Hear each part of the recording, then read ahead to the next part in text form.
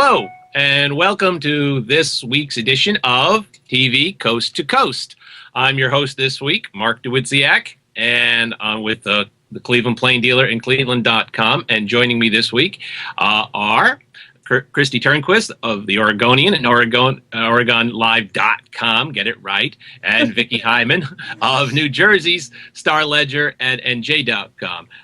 Dave Walker of the New Orleans Time-Picayune and NOLA.com will be back in the rotation next week. And I should point out that Christy's joining us from Press Tour. I believe you're somewhere in an undisclosed phone booth being patched in by the CIA. Is that right, Christy? Yes, that's right. You can tell by my glamorous surroundings that I'm here in the luxurious Langham Hotel in Pasadena in a little phone booth. It's like something out of an old Mission Impossible episode. Or Get Smart. That goes way back. Way back. Well, Christy's going to get us started this week by talking about a show set in her neck of the woods, Backstrom, which Fox premieres Thursday night. Now, there was a time when television was overrun with character cops, quirky detectives who endeared themselves to viewers while solving the most baffling of mysteries. The character cop never has disappeared, but in this era when crime drama is dominated by forensic-heavy police procedurals, Backstrom, which Fox premieres Thursday night, is indeed a risky show. And that's because there's nothing endearing about the lead character, played by Rainn-Wilson, best known for his long run as Dwight on The Office. Spouting politically incorrect comments between puffs on his cigar, Portland police detective Everett Backstrom is a rude, crude, self-destructive package of bad habits. He is, in a word, a mess. That's Backstrom, the detective we're talking about. Christy, how about Backstrom, the series? Well, you know, I've seen the pilot. I've seen a couple of subsequent episodes. I will say that it gets better, but the problem is that pilot is not good, and I think people who tune into that may find lots of reasons not to tune in again. They've really got their work cut out for them to sort of get people to come back and try it again. It does get better, but I'll tell you, in that first episode, it's got everything, every flaw of a pilot episode. It piles on the exposition. It's got characters, you know, explaining their jobs and who they are and their relationships to the other characters, you know, instead of dialogue, which is something that you see in pilots that are not very smoothly worked out. The initial case is confusing and you just don't care. Now, obviously, Rainn-Wilson is trying something different here. You know, he's certainly best known for comedy with The Office. This is a show that they intend to have some comedic elements, but not totally comedy. It's executive produced by Hart Hanson, who created Bones, which has had sort of a mix of comedy and drama and procedural, with a heavy emphasis on the characters. Now, Bones has been running since, I think, 1902. It's a very long-running, very successful show. I don't know if Backstrom has the structure to last that long. I mean, the ensemble of actors are pretty good. Dennis Haysbert is terrific. It's great to see him in anything, but boy, he needs more to do. As I say, the subsequent episodes get better. I guess it's just a matter of faith how much people are willing to give this a second chance after a really not very successful pilot. Christy, one thing that I watched the episodes as well, and with character cops, like with Bones, for instance, she's quirky, but they've given you a lot of reasons to root for that character and that couple. And no matter how annoying Monk got, there was something very endearing that you rooted for here. Is there any reason to believe that viewers will want to root for this character? Is there anything there? Is there a there? They go out of the way, again, in the pilot to emphasize how unlikable Backstrom is. And in subsequent episodes, you see, vulnerabilities, and you see some of the things in his background that have made him this way. There's certainly plenty of anti-heroes on TV. I mean, obviously, look at House. That ran for a long time with a lead character who was, as we're supposed to see in Backstrom, brilliant on the job, not good in the personal life. Now, I think, I worry that people may be getting a little tired of these deeply flawed, complicated anti-heroes. And again, the show has a lot of work to do to sort of make us make us want to hang around with Backstrom, I'd say. And plus, it's set in Portland, but filmed in Vancouver, BC, so I gotta say, it doesn't have a lot of Portland atmosphere, which is just a concern for those of us who live in Portland, but had to get that out there. So now, Vicki, I know that you haven't seen Backstrom, but you did stay up to watch the very first The Nightly Show with Larry Wilmore last night.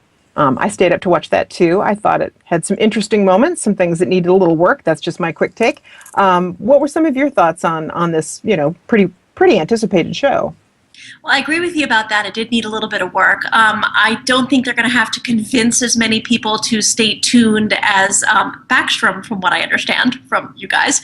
I feel he started off pretty strong.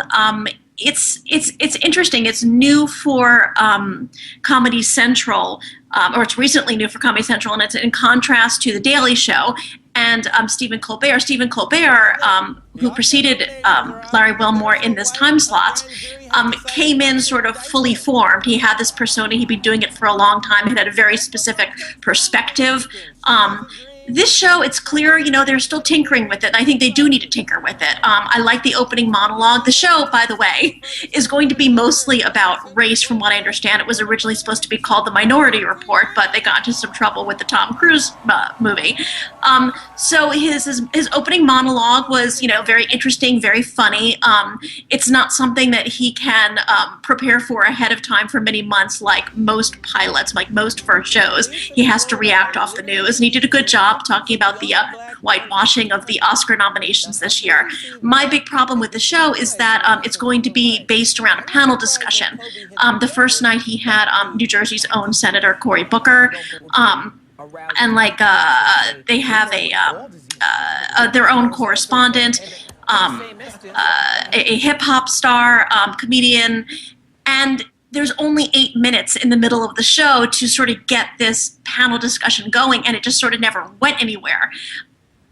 Turn from one panelist to the other, ask them a question, maybe they get in a joke, maybe Cory Booker would get in a soundbite, but then he'd sort of move on, and there was no real dialogue between the panelists, and I really worry that 8 minutes in the middle of the show is not going to be enough to make it really a provocative discussion. One thing I did like is that when they came back for the last segment, he has a segment called, I think, Keep It 100. Is that it, Christy? Which I really did enjoy. You didn't like Keep It 100, where basically he goes around the table and he asks them each a question. Oh, good. He asked everybody a question that they have to answer as truthfully as possible, and they get a 100 sticker if they answer it truthfully. And if they're like Cory Booker and say, "Oh, I don't want to be president," they get weak tea, and he tosses a tea bag at them. So I like that, and I was actually wondering if that's why maybe the opening panel and the opening set of guests aren't as A-list as one would hope for the beginning of a show, and maybe their handlers are actually a little bit scared off by this. But tonight they're supposed to be discussing Bill Cosby, which I'm very much looking forward to. I would like to see some interesting discussion, especially from the black perspective, about the comedian and his various long-running troubles with rape allegations. So problematic debut with the structure of the show, I think, not with Wilmore himself, who's very sardonic. He's fairly engaging. But I'm hopeful for it, and I'm looking forward to seeing more.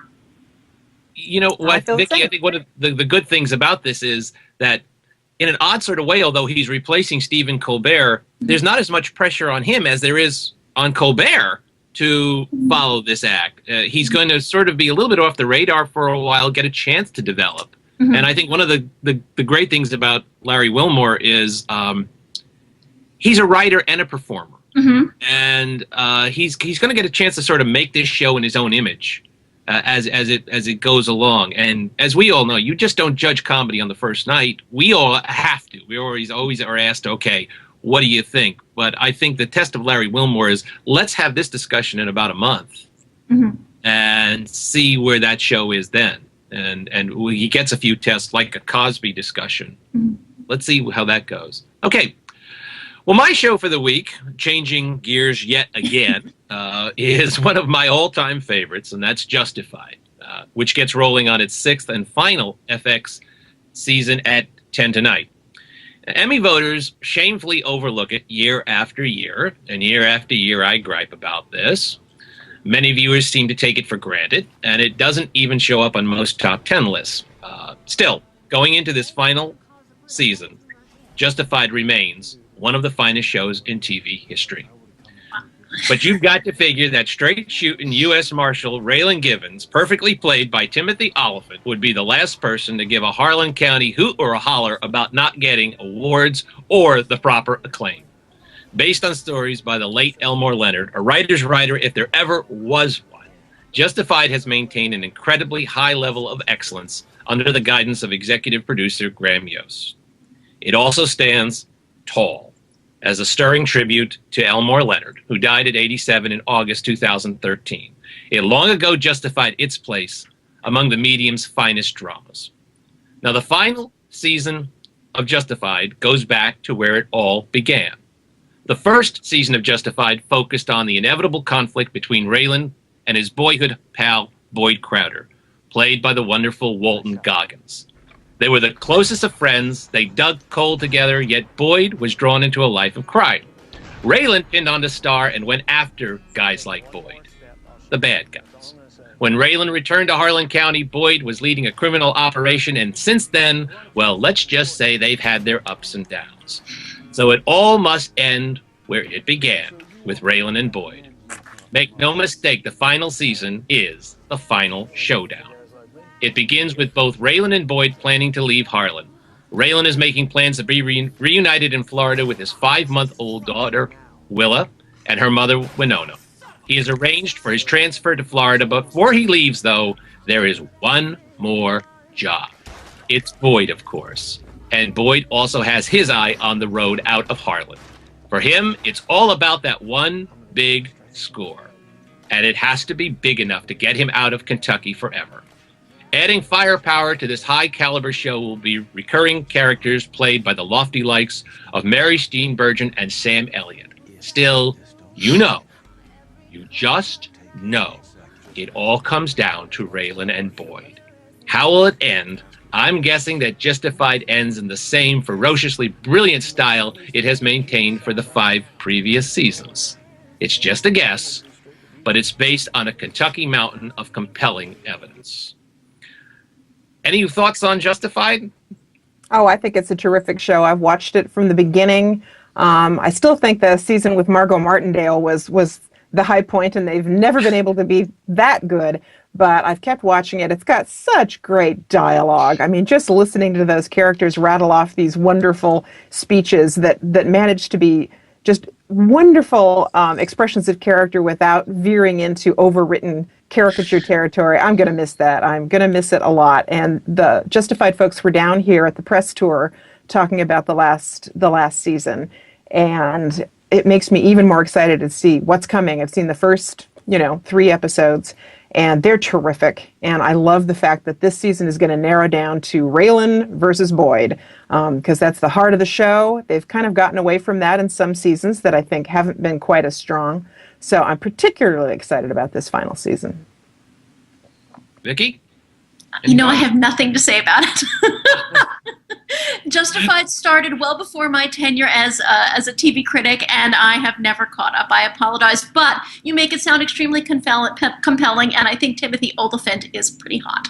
Well, Yes. it raises a good point. And it's something which I was talking about just the other day, is how many really wonderful shows there are, and it's impossible to keep up with them all anymore. There are shows which I know, must be wonderful, but there's just not the hours in the day to keep up with all of them. But just speaking one last word on Justified, it's a show that I'm really glad isn't hanging around.